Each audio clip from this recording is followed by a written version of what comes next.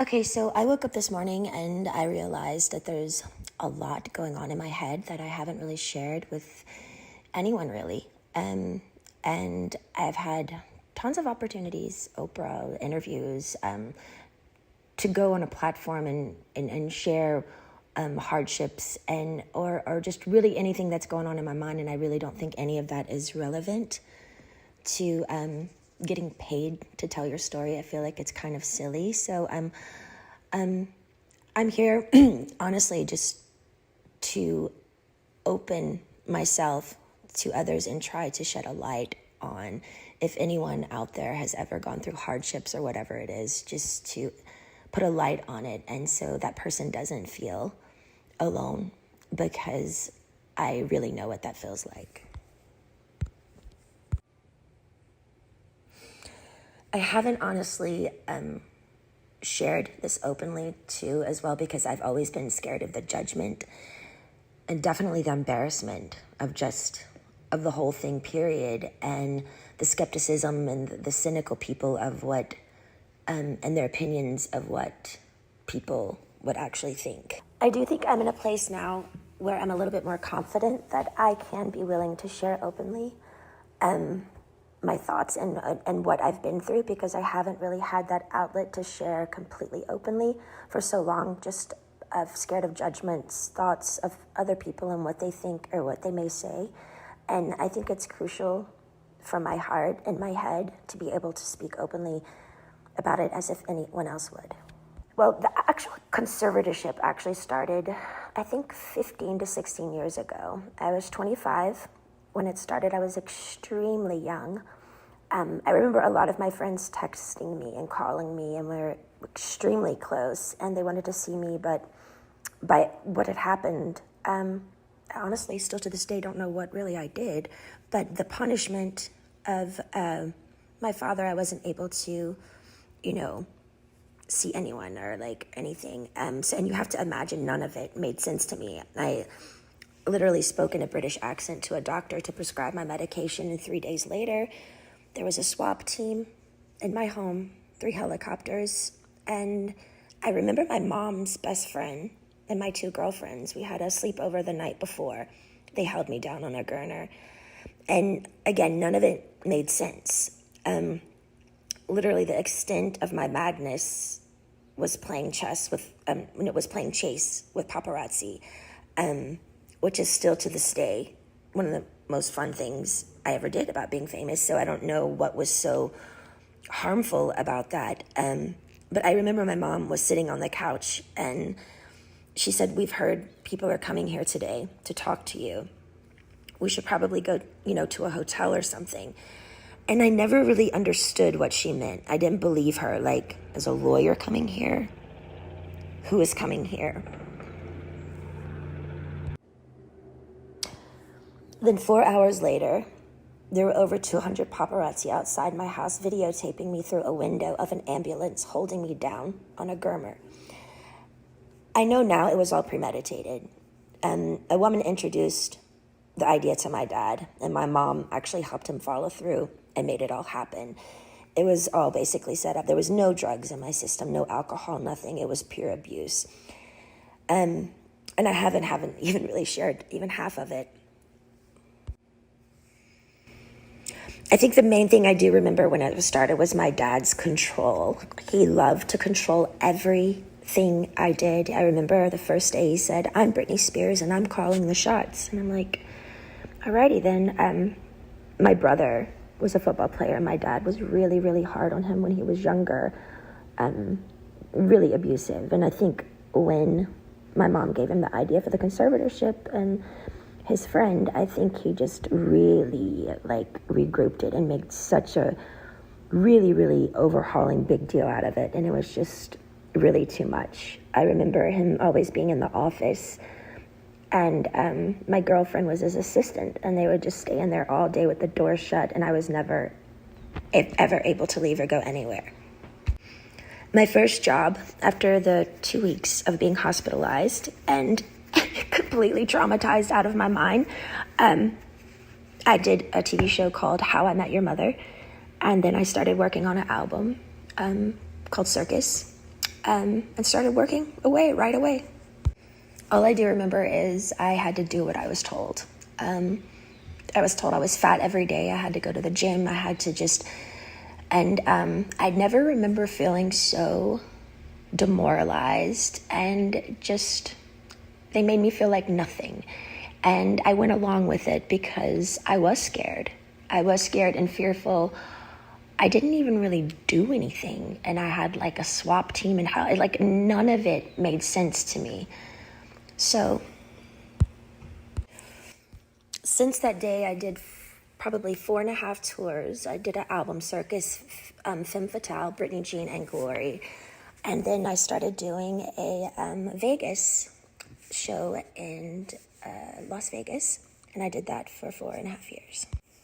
I do remember working, and I got to a point where, you know, because my pride in my 30s, I have to live under my father's rules. And, you know, the dancers are playing and drinking and having fun at nights in Vegas, and I couldn't do anything. And I remember just being like, my performances, I know, were horrible. Like, I even wore wigs, and all the dancers were doing all these nice, sexy head flip turns, and I had conditioner treatment in my hair and like these little caps over my head, and just during a whole show getting conditioner treatments just with wigs on, because I was just like a robot. Honestly, I didn't give a fuck anymore, because I couldn't go where I wanted to go. I couldn't have the nannies that I wanted to have. I couldn't have cash.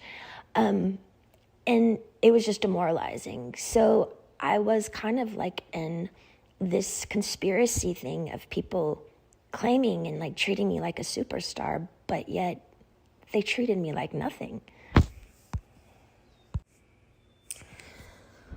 Well, for some reason, I started to get a spark back. I remember recording Glory, and for some reason, I think producing and making music, and I went to this little Spanish house, and I got the fire back in my eyes for some reason, and it was at the end of recording Glory, and my son named it, and things started kind of taking a turn, because I started getting more confidence just for myself. And I think with confidence, people kind of like, oh, wait, what's going on now? Like, she's speaking up a little bit more, but it might not be particularly a good thing if I'd been quiet for 15 years. I think with confidence comes enlightenment, which makes you think better. And that's the last thing they wanted me to do, is to actually be better, because then who would be in control then? But it was really tricky, because I had to just play this role that everything was okay all the time, and I had to go along with it because I knew they could hurt me. So I'm sitting here, like, my friends all drinking alcohol and having fun in these parties, and had no cash. I literally felt like a nun. My girlfriends from home came to visit me in a spa, and I couldn't even walk into the spa, and they had their feet doing pedicures in the water, and the 3 ices of bottles of champagnes before my show just sitting there. And I wasn't even acknowledged by them, my own hometown friends, when they would come to Vegas. And it was just, it was demoralizing, I will say. You also have to understand, it's like, 15 years of touring and doing shows, and I'm 30 years old under my dad's rules. And all of this is going on, and my mom's witnessing this, and my brother is witnessing, and my friends are witnessing it, and they all go along with it. And I'm like, how am I the one working here and doing all this, but I don't get the side things that, the good stuff, I want to be able to play. I want to be able to have fun. Like, none of it made sense to me. Well, the last show in Vegas ended 2017. I went on tour, which of tour I was forced to do, but I was supposed to do a new show. So the new show came along. I rehearsed, I think, maybe 4 days ago. I don't really remember, but I went to one of the rehearsals, and I said no to a dance move. I was like, no, can we do that? I don't want to do this. And then I just remember everything got really weird and quiet, and all the directors and producers went in the back room and just spoke. And that was it. And I was like, well, I don't know what's going on. So we all just kind of like, what happened? And then the next day, I was told that I had to be sent away to a facility, and that I was supposed to say on my Instagram the reason why is because my dad is sick and I need treatment, which was, I I didn't want to ever go there. I remember my dad calling me on the phone, and I was crying, and I was like, why are you guys doing this? Like, what? And I just remember him saying, it's not in your hands. You have to listen to the doctors. The doctors are going to tell you what to do. I can't help you now. And I remember his last words were, now, you don't have to go, but if you don't go, we're going to go to court, and there'll be a big trial, and you're going to lose. I have way more people on my side than you. You don't even have a lawyer, so don't even think about it. So I did it. I went to the place. I was scared out of my mind. And none of it, again, made any sense of what they were doing to me. And again, I haven't wanted to share this because it's unbelievably offensive, sad, abusive. And honestly, would anybody believe me? I remember the main thing of when I was in that place, that my heart felt like it was frozen, like it was stuck inside, and I wanted to scream and I wanted to get out. And I think by a needle and thread, it was the breathing peacefully inward that I missed the most. I felt like I was in a state of shock, almost like when an old person feels helpless and they're literally going through some sort of shock treatment and they can't relax their body because they don't have the answers of why they can't have their own keys to their car and put it in the ignition and walk outside, and their own security guards at every door saying they can't go. Sitting down, drawing 6 galls of blood every week. Weak as hell. And then calling, and my family is in Destin at my beach house. It didn't make sense.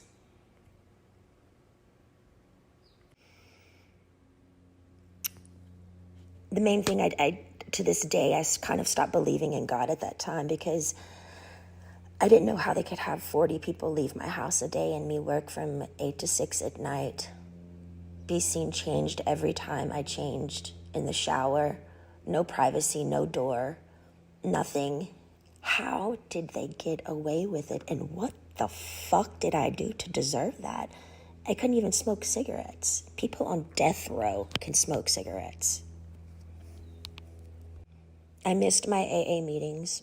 Although I was kind of forced to go to AA, and I'm not even an alcoholic, I actually enjoyed it because I thought the people were brilliant. They shared their stories just to share their story, and in a circle of women and men who just are trying to be better people and trying to touch other people.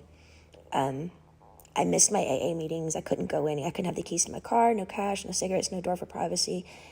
It changed me, watched me change naked every day. I did work 7 days a week. No weekends were off. They monitored what I ate. From 8 to 6, I work. Sometimes at 9 o'clock, I'd be able to watch a movie. Finally, the owner of the whole facility that I was always texting to try to be able to go somewhere, just get out of the house, that place somehow, he had to let me go because the Free Britney campaign came out.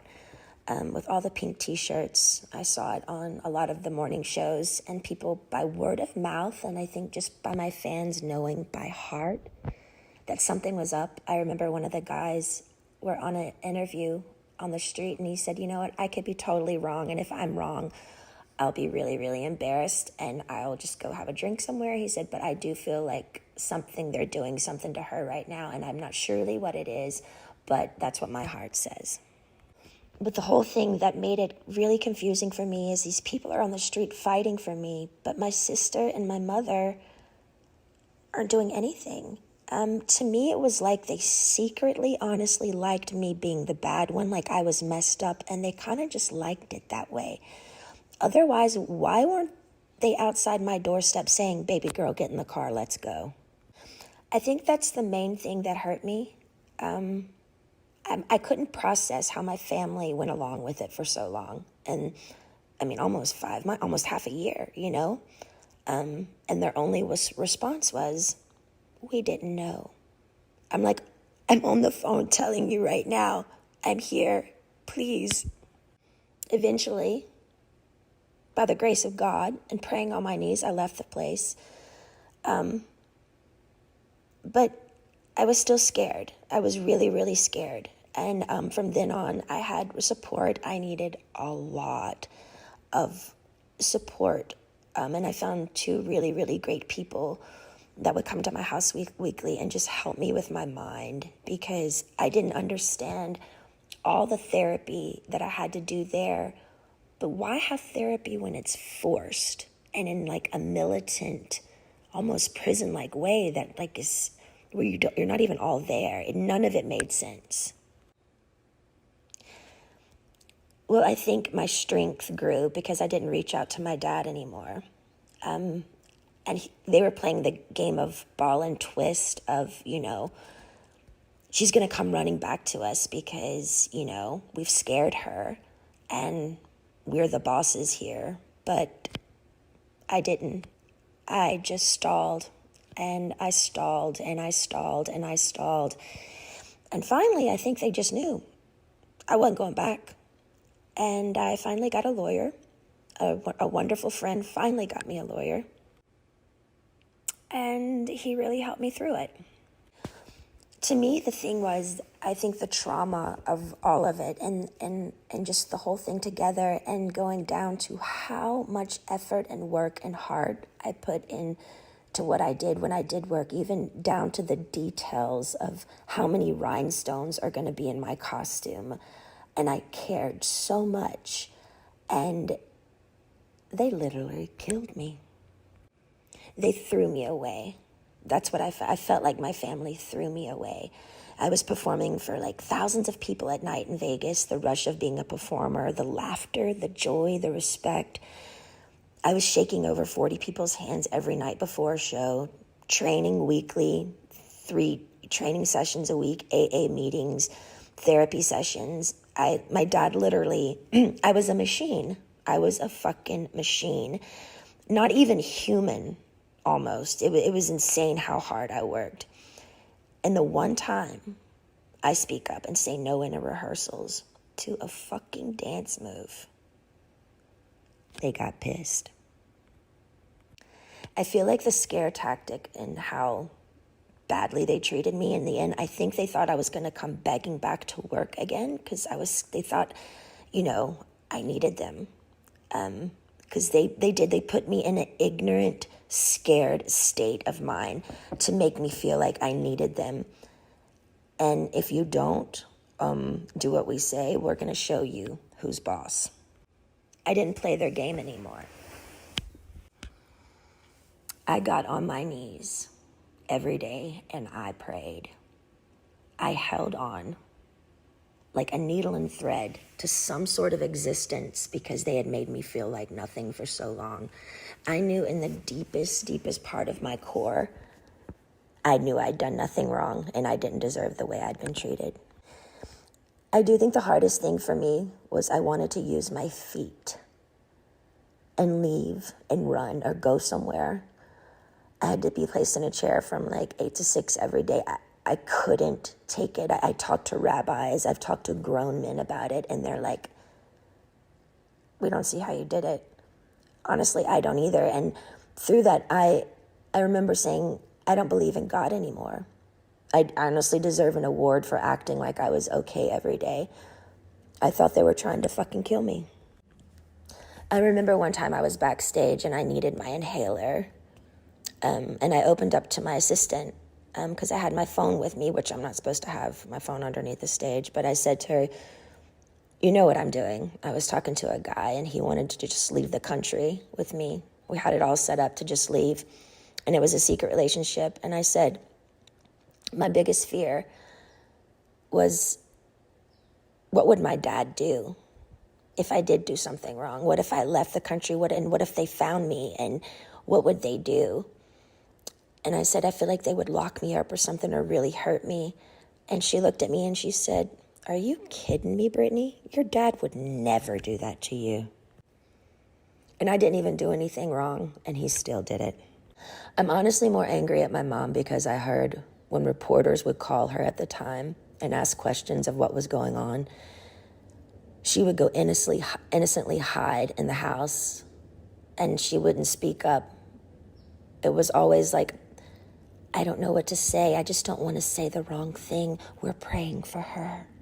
I feel like she could have gotten me a lawyer in literally 2 seconds. My friend helped me get one in the end, but every time I made contact with a firm, my phone was tapped, and they would take my phone away from me.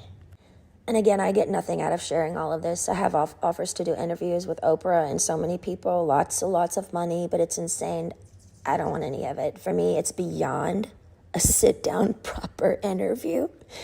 I had no contact in that place for so long, and my heart would just want to stand up in my family's faces and scream and cry and throw a tantrum and go back in time and do exactly what I wanted to do at those times. Yeah, and might even spit in their fucking faces. Why? Because the pain my family gave me, sitting me there all day and not being able to use my feet, as they watch their grandchildren run bases to base in a family neighborhood, as if I'm dead or I don't exist, honestly makes me look up and say, how the fuck did they get away with it? How is there a God? Is there a God? Giving 8 galls of blood weekly, not being able to stand up. I was so weak. And my family's at my beach house. I was scared, broken. I'm sharing this because I want people to know I'm only human. I do feel victimized after these experiences, and how can I mend this if I don't talk about it? I have an amazing song right now with one of the most brilliant men of our time, and I'm so grateful.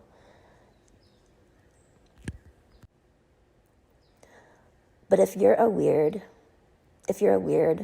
introvert, oddball like me, who feels alone a lot of the time, and you needed to hear a story like this today so you don't feel alone, know this, my life has been far from easy, and you're not alone.